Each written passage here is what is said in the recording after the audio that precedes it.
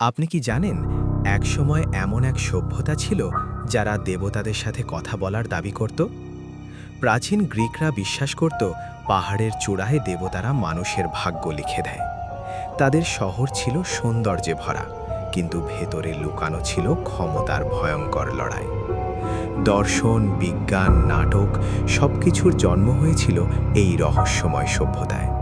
কিন্তু সাধারণ মানুষের জীবন ছিল কঠিন। দাসত্ব আর যুদ্ধ ছিল নিত্যসঙ্গী। তারা অলিম্পিক গেমস শুরু করেছিল, শক্তি নয়, সম্মানের জন্য। গ্রিক যোদ্ধারা মৃত্যুকে ভয় পেত না, কারণ তারা চিরকালের খ্যাতি চাইত। এক ভুল সিদ্ধান্তে শক্তিশালী শহরগুলো নিজেরাই ধ্বংস হয়ে যায়। আজ সভ্যতা নেই, কিন্তু তাদের চিন্তা এখনও আমাদের চালায়। প্রশ্ন হলো, আমরা কি গ্রিকদের ভুল থেকে কিছু শিখেছি?